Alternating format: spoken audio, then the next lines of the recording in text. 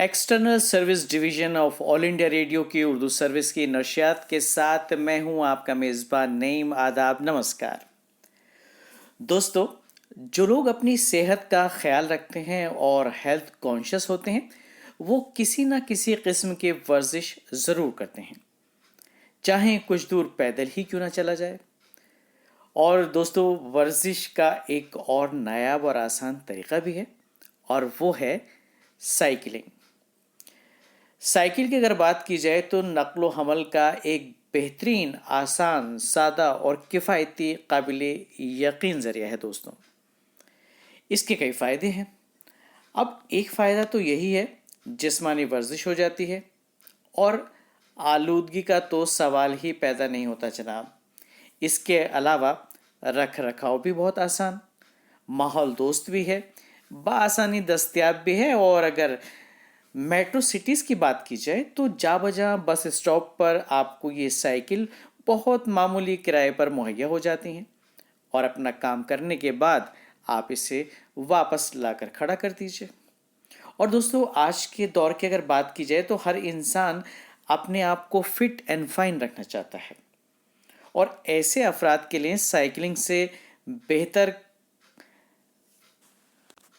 और कारगर हथियार नहीं हो सकता, क्योंकि साइकिलिंग जो है इम्यूनिटी बूस्टर का काम करती है, यानी आपके अंदर मर्ज से लड़ने की ताकत को बढ़ाती है। माहिरीन तिब का ये भी मानना है दोस्तों कि अगर आप रोज़ाना 20 मिनट साइकिल चलाते हैं तो आप न सिर्फ इम्यूनिटी को बूस्ट करते हैं बल्कि कई बीमारियों से बच भी सकते हैं।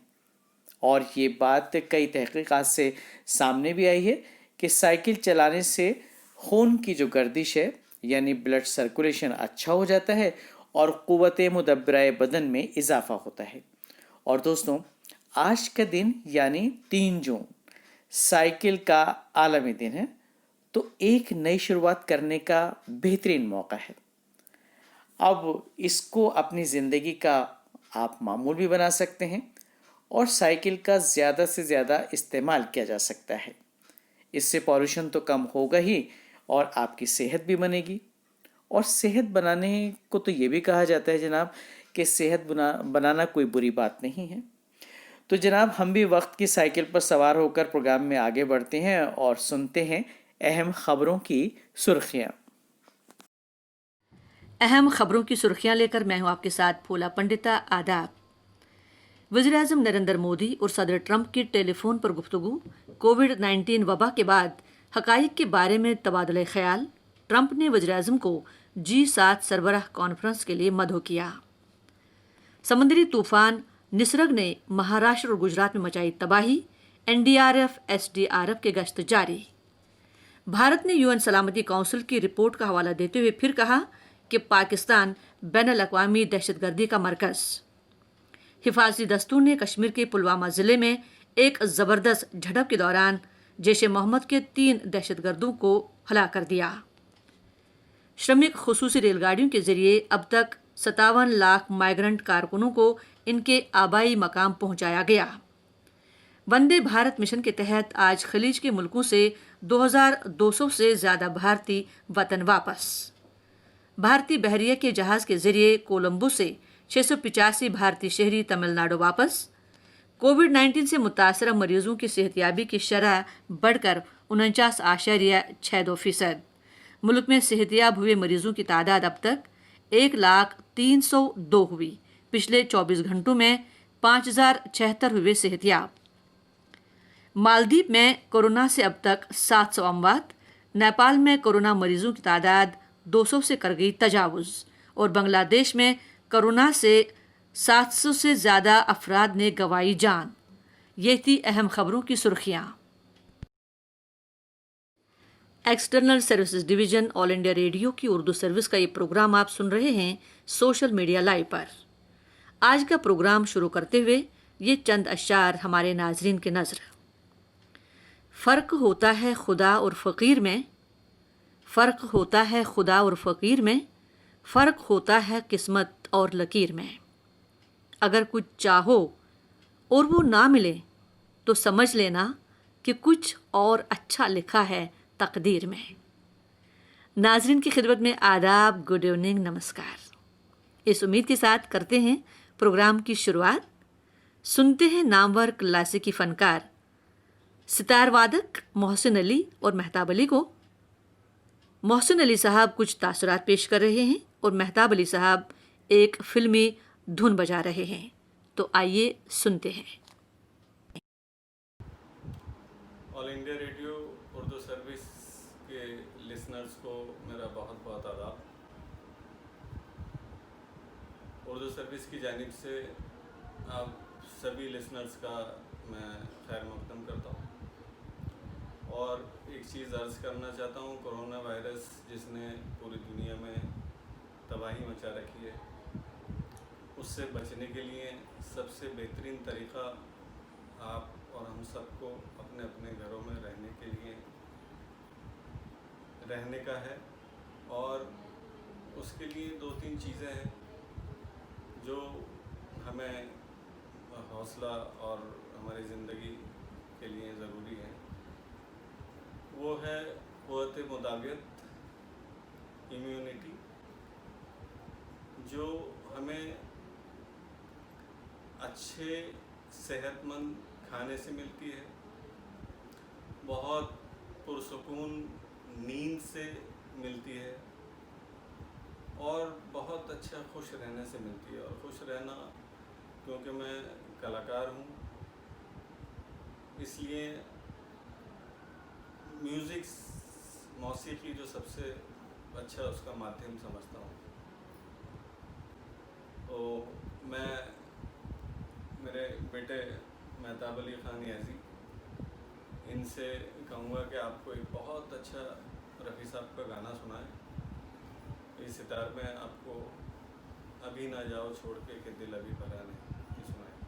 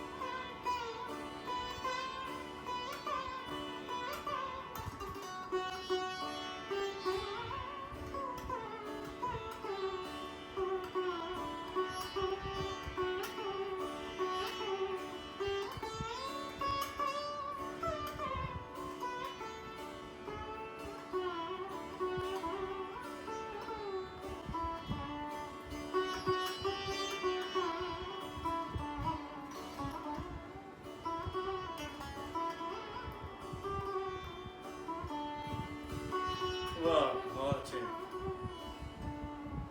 घर में रहिए, अच्छा म्यूज़िक सुनिए, सेहतमंद रहिए।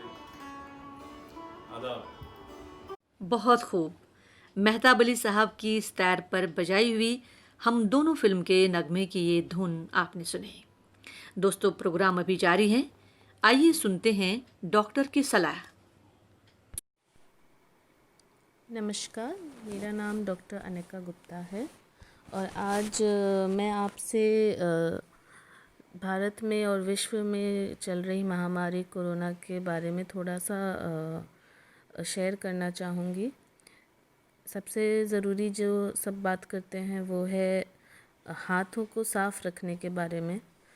तो ये बहुत ज़्यादा प्रचार किया गया है इसका कि हाथों को साफ़ रखने के लिए या तो हम साबुन से हाथों को धो सकते हैं पानी के साथ, पर सिर्फ धोना काफ़ी नहीं है। 20 सेकंड के लिए कम से कम आप हाथ धोएं ताकि अच्छे से हर अंग हाथ का, उंगलियों के बीच, नाखून के नीचे, हथेली पे, हथेली के पीछे, सारे हिस्सों में आप साबुन का झाग बना सकें और वो वायरस को नष्ट कर सके। इसके अलावा अगर घर पर नहीं है और एक आसान तरीका चलते फिरते हाथ साफ़ करने का, हैंड सैनिटाइज़र्स की काफ़ी बात हो रही है। हैंड सैनिटाइज़र्स अपने आप में, उनमें साबुन नहीं होता है पर उनमें अल्कोहल होता है, पर सिर्फ अल्कोहल होना काफ़ी नहीं है। अल्कोहल की मात्रा कम से कम 60 से 70% होनी चाहिए, तभी वो हैंड सैनिटाइज़र आपके हाथों को साफ़ करने में कामयाब रहेगा, तभी आपके हाथों में अगर वायरस है वो उससे मरेगा।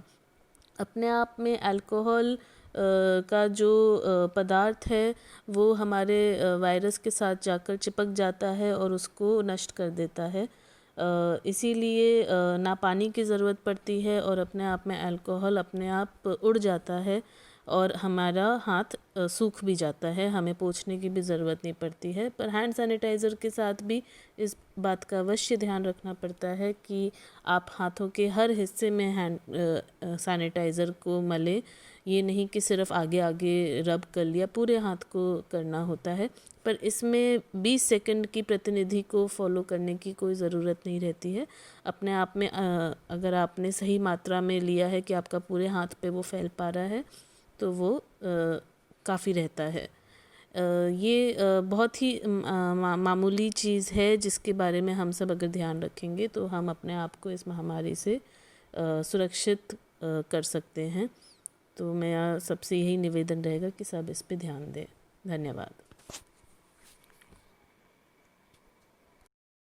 सामीन, कोरोना की रोकथाम के लिए डॉक्टर अनीका गुप्ता ने हाथ धोने का तरीका तफसील से बयान किया। उम्मीद करते हैं आप इन बातों पर अमल करेंगे, खुद भी महफूज रहेंगे और दूसरों को भी फ़ायदा होगा।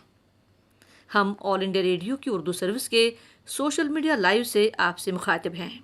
आइए सुनते हैं गुलाम अली की गाई हुई गज़ल। कलाम है निदा फाजली का।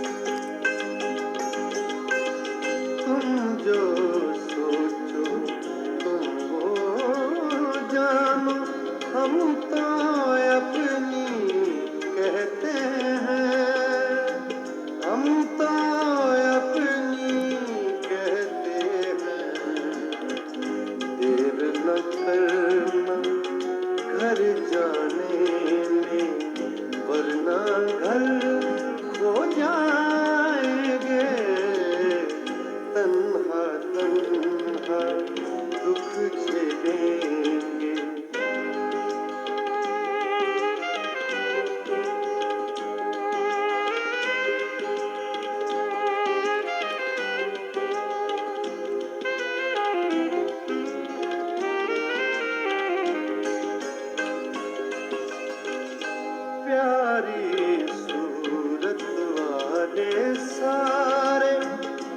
पत्थर दिल हो मुमकिन है, प्यारी सूरत वाले सारे पत्थर दिल हो मुमकिन है, पत्थर दिल हो मुमकिन है। हम तो उस दिन राय देंगे जिस दिन धोखा खाएंगे, तन्हा तन्हा दुख झेलेंगे।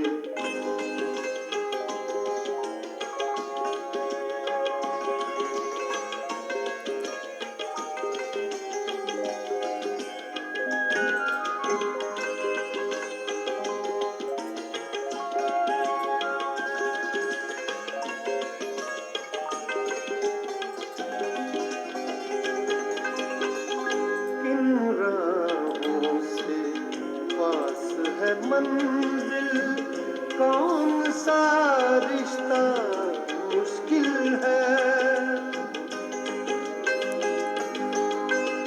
किन राहों से पास है मंजिल, कौन सा रिश्ता मुश्किल है, कौन सा रिश्ता मुश्किल है। हम भी जब थक कर बैठेंगे औरों को समझाएंगे, तन्हा तन्हा दुख झेलेंगे।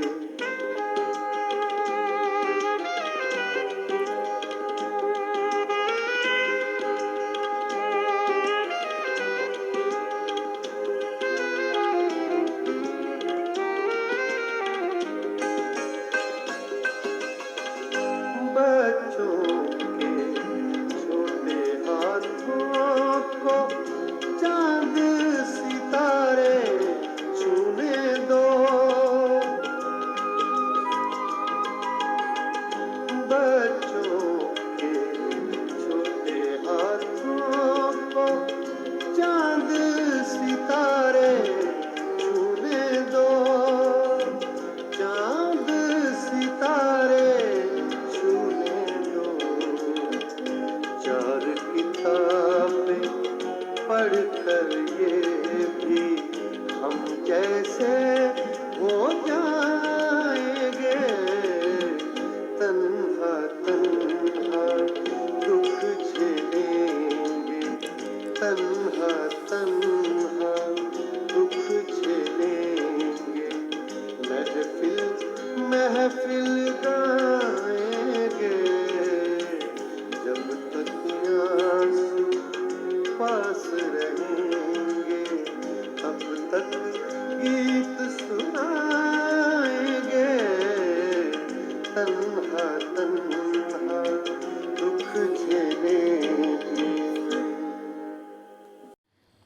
तन्हा तन्हा दुख झेलेंगे, महफिल महफिल गाएंगे, जब तक आंसू पास रहेंगे तब तक गीत सुनाएंगे।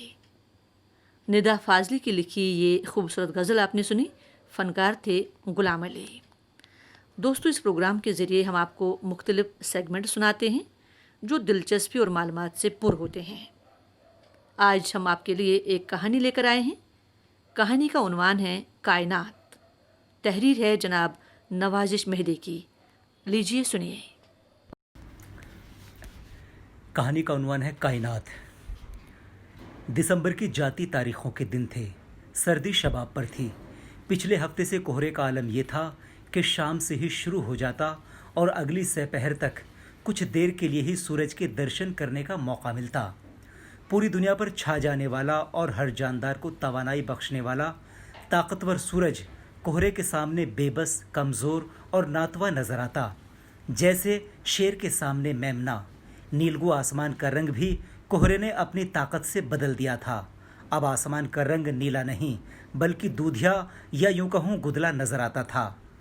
या फिर वो आसमान था ही नहीं, वो मोटी चादर थी धुंध की जिसने आसमान को भी ढांप लिया था। चारों तरफ धुंध की ही बादशाहत थी। विजिबिलिटी 4 या 5 मीटर ही रह गई थी। महकमे मौसमियात के मुताबिक अभी इस धुंध से राहत मिलने के आसार नहीं थे। 2-4 दिन में बारिश का अंदेशा ज़रूर था, साथ में ओले पड़ने का भी इम्कान था। यानी ठंडक अभी और बढ़ने वाली थी। दांत बजा देने वाली सर्दी में कायनात पार्क में बैठी सिगरेट फूंक रही थी। वो सिगरेट का लंबा कश लेती और मुंह ऊपर उठाकर धुआं छोड़ती और उस धुएं में शहर की तस्वीर बनाती। शहर धुएं से निकलकर कायनात की रगों पे में उतर जाता। वो रोमांस बनकर उसकी रगों में दौड़ता और फिर कायनात उस दुनिया की सैर करती जिसकी वो आरजूमंद थी। शहर पर बेशुमार प्यार लुटाती, उसे अपने वजूद में उतार लेती। उसके अंग अंग पर शहर का रंग चढ़ जाता। उसके जिस्म का रुआ रुआ शहर के नाम का जाप करता और वो दासी बनकर अपने मजाजी खुदा की बंदगी करती। वो धुएं के शहर के लबों पर बोसा देती और मोहब्बत के नुक्ते अंजाम तक पहुंचना चाहती। शहर ने उसके कंधे पर हाथ रखा तो खूबसूरत ख्यालात का सिलसिला यकबयक टूट गया। ओह, आ गए तुम। मैं कब से तुम्हारा इंतज़ार कर रही हूँ। देखो सर्दी कितनी बढ़ गई है और धुंध इतनी है कि कुछ नज़र ही नहीं आ रहा है। हाँ यार, सर्दी कुछ ज़्यादा ही बढ़ गई है। चलो घर का रुख किया जाए। शहर ने आते ही घर चलने की फरमाइश कर डाली। हालांकि कायनात पिछले 1 घंटे से शहर का इंतज़ार कर रही थी। वो उस लम्हे का इंतज़ार कर रही थी जब दोनों साथ बैठकर सिगरेट के लंबे लंबे कश भरेंगे और जमा देने वाली इस ठंडी शाम को अपनी मोहब्बत की गर्मी की तपिश से हरारत देंगे। शहर के एक जुमले ने कायनात का मूड ऑफ कर दिया। तुम कैसे हो यार? मैं तुम्हारे लिए इस पार्क में इतनी ठंड में घंटे भर से बैठी हूँ कि तुमसे कुछ बात करूँगी, कुछ वक्त साथ बिताएंगे, गपशप करेंगे और तुम आते ही घर। क्या करोगे घर में? कौन है घर में जो तुम्हारा मुंतज़िर होगा? ओफो, अब बस भी करो कायनात। मैंने तो बस यूं ही कह दिया था। आज दफ्तर में काम ज़्यादा था तो थक गया था, इसलिए बस। अच्छा चलो ठीक है, ये बताओ दफ्तरी मसरूफियात आजकल इतनी ज़्यादा क्यों बढ़ गई हैं? कायनात ने शिकायती लहजे से निकलकर नॉर्मल लहजे में बात की और शहर का हाथ अपने हाथ में ले लिया। गोली मारो यार दफ्तर को। दफ्तर की बातें दफ्तर तक ठीक हैं, चलो कुछ खाते हैं। शहर ने कायनात का बाजू पकड़कर उसे उठने के लिए कहा। दोनों ने गरम गरम मूंगफलियां खरीदी और फिर पार्क में बैठकर चबाने लगे। कायनात एकटुक शहर को देखे जा रही थी। वो उसकी दिलकश मुस्कुराहट पर फिदा थी। शहर का साथ पाकर वो सब कुछ भूल जाती। उसे दुनिया जहान से कोई सरोकार नहीं रहता। दोनों हाथों में अपना चेहरा दबाकर शहर के चेहरे पर नजरें जमा देती और शहर मुस्कुराकर पूछता, क्या देख रही हो कायनात? तुम्हें देख रही हूँ, तुम कितने खूबसूरत हो। मैं खूबसूरत? तुम्हारे सिवा किसी लड़की ने आज तक मुझे खूबसूरत नहीं कहा। एक तुम ही हो जो मुझे तकती रहती हो। ऐसा क्या है मुझ में? शहीर, कसम से मेरी लाइफ में हलचल मचाने वाले तुम पहले शख्स हो। काश तुम मुझे 5 साल पहले मिले होते। शहर ने कायनात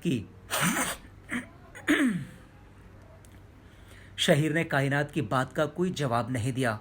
उसने कलाई पर बंधी घड़ी देखी तो 9 बज चुके थे। कायनात, अब हमें चलना चाहिए। शहर ने अपनी गाड़ी से कायनात को उसके घर तक ड्रॉप कर दिया।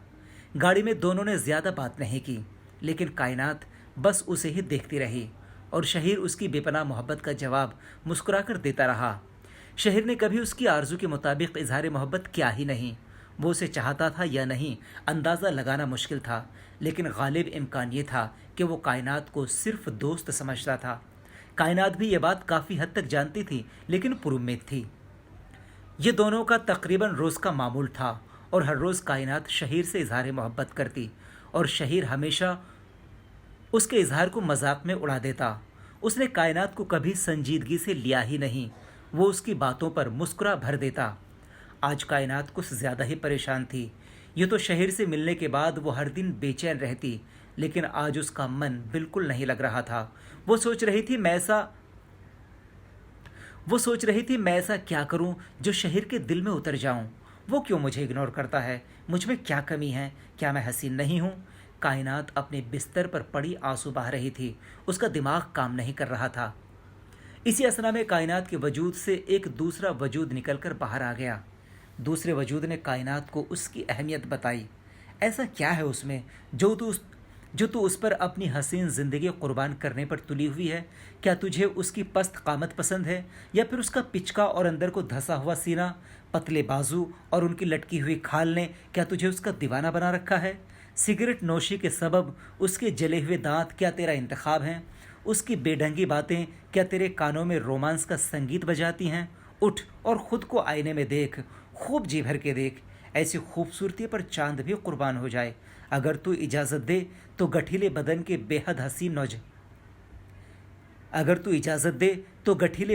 बेहद हसीन नौजवान तेरी राहों में पलके बिछा दें। कायनात पहचान खुद को, तू शहर के लिए नहीं बनी है। शहर तुझे इग्नोर नहीं कर रहा है, बल्कि वक्त तेरा साथ दे रहा है। तेरे चांदी जैसे शफाफ बदन को पाने के लिए तेरे ख्वाबों का शहजादा कहीं तेरा इंतज़ार कर रहा है। तेरा मखरूती सीना शहीर जैसे औसत इंसान के सर के लिए नहीं है। तेरी नशीली बोझल आंखों के झील में कोई डूबने को तैयार बैठा है। स्याह घनी जुल्फों के साये में तुझे उस शख्स को बिठाना है जो तुझे चाहता हो। तू शहीर को चाहती है, लेकिन शहीर तुझे नहीं। नहीं नहीं, तुम गलत हो। वो मुझे चाहता है। तुमने देखा नहीं, उसने कई बार कहा है कि कायनात तुम्हारा साथ बहुत अच्छा लगता है, मैं शादी करूंगा तो तुमसे ही करूंगा। और फिर वो कितना डैशिंग है, उसका स्टाइल दूसरों से कितना मुख्तलिफ है, उसका साफ चेहरा और उस पर सुतवा नाक कितनी खूब है। उसकी मुस्कुराहट पर तो मैं अपने सातों जन्म निहार दूं। जब वो शोल्डर घुमा घुमा कर चलता है तो मेरी धड़कनें उसकी चाल से 10 गुना तेज हो जाती हैं। उसमें नशा है, इतना नशा जितना शराब में भी नहीं। हाँ, शहर की यही हकीकत थी। दूसरों के लिए वो मुगल आजम का टेक हाँ, शहर की यही हकीकत थी। दूसरों के लिए वो मामूली इंसान था, लेकिन कायनात के लिए वो मुगल आजम का सलीम था। शहर का कद छोटा था, एक गहरा जिस्म, कुछ हद तक पेट निकला हुआ, कुछ बाल भी उड़े हुए, सिगरेट की ज्यादती से अंदर वाले दांत कत्थई रंग के हो गए थे। तालीम याफ्ता तो था, लेकिन अंदाज गली के लड़कों वाला था। पढ़े लिखे लोगों के साथ बात करने की सलाहियत मादूम थी। अपनी टोली के लड़कों में बला का एतमाद, जज्बाती होकर बात करना, गुस्सा जल्दी आना, बगैर सोचे समझे कुछ भी बोल देना, ये शहर की शख्सियत का एक पहलू है। दूसरा पहलू कुछ और है। शहर का रंग सांवला ज़रूर था, लेकिन चेहरे का रंग साफ था। उस पर बारीक सी खड़ी नाक बहुत खूब थी। चेहरे के खतूत आम नहीं, खास थे। अंदर के दांत कत्थई थे, लेकिन बाहर के सफ़ेद। मुस्कुराहट बड़ी हसीन थी, मोतियों से दांत जैसे बड़े सलीके से टाँके गए हों। चाल ढाल रोएबदार, भरपूर मर्दानगी वाली। गालों के निचले हिस्से से चिपकी हुई हल्की खिचड़ी दाढ़ी पूरी शेप में। यारों का यार, दुखियारों का साथी, किसी भी वक्त किसी की भी मदद को तैयार, दोस्तों पर पैसा खर्च करने में सबसे आगे। उम्र 40 की होने को थी, इसलिए दाढ़ी और सर दोनों ही खिचड़ी हो गए थे।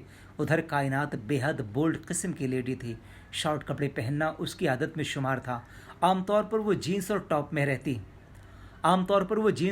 में ही रहती। दिन भर में सिगरेट की एक डिब्बी का धुआं उड़ा देती, लेकिन थी भला की हसीन, जिस सचमुच मुगल आजम की अनारकली जैसा। गुलाबी होठ जैसे मैदा में हल्का रंग मिला दिया गया हो। शोल्डर कट गहरे सिया बाल उसके गोरे रंग पर खूब जमते थे।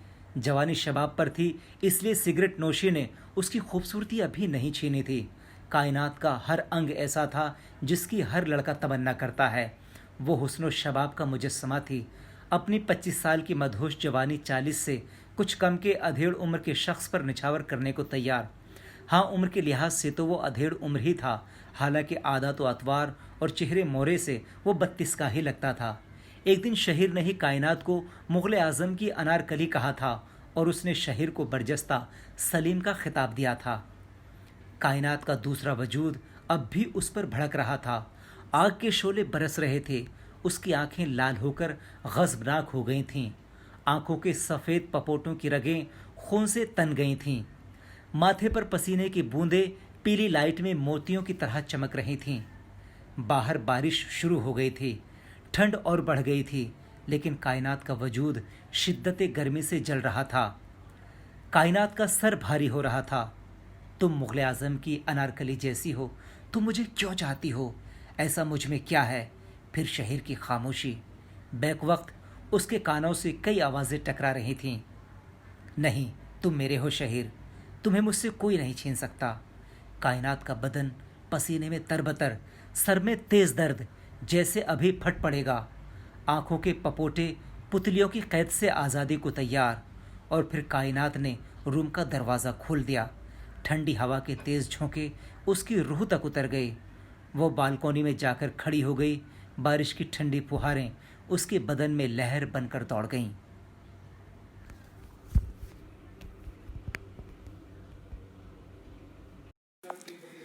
दिलकश मंजर कशी, बहुत ही खूबसूरत अक्कासी थी रिश्तों की, जज्बात की, कायनात के हवाले से जनाब नवाजिश मेहदी की इस तहरीर में।